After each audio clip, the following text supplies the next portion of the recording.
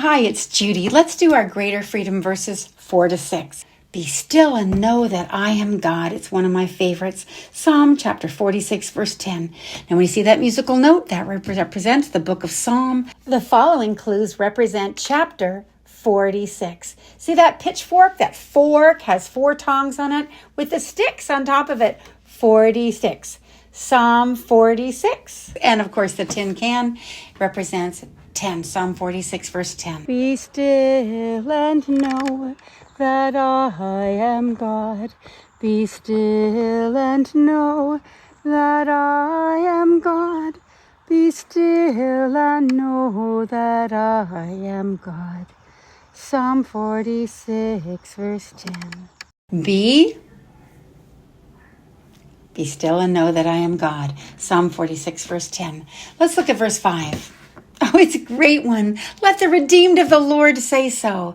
Psalm 107, verse 2.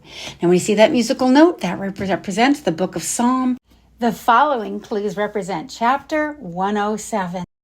1 blue note, and then 1 open note, and 7 hands. 107. And those 2 pretty bows, green and yellow, verse 2. Let the redeemed of the Lord say so. Let the redeemed of the Lord say so. Let the redeemed of the Lord say so. Psalm 107, verse 2. Psalm 107, verse 2. Can you recite verse 5?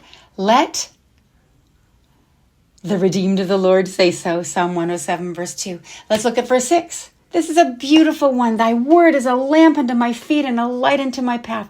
Psalm 119, verse 105. Again, Psalm. The musical note is Psalm. Now, this is a lot. Psalm 119, 1 white dot. The knife represents 9 and a tin can. 119, and then 105.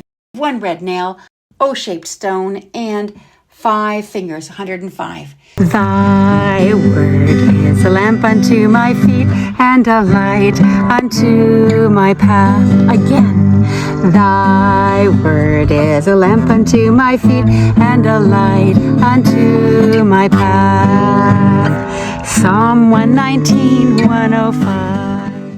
Can you recite verse 6? Thy word is a lamp unto my feet and a light unto my path. Psalm 119, verse 105. Can you do all 3 verses? Be still and know that I am God. Let the redeemed of the Lord say so.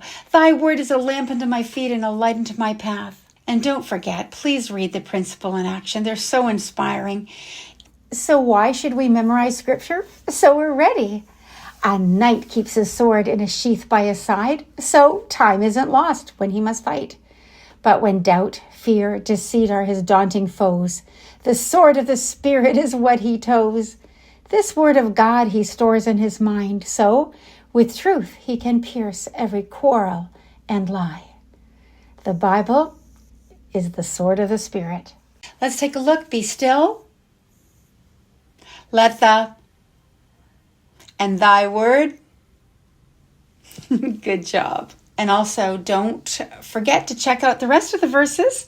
Wendy says, I will praise you because I'm fearfully and wonderfully made.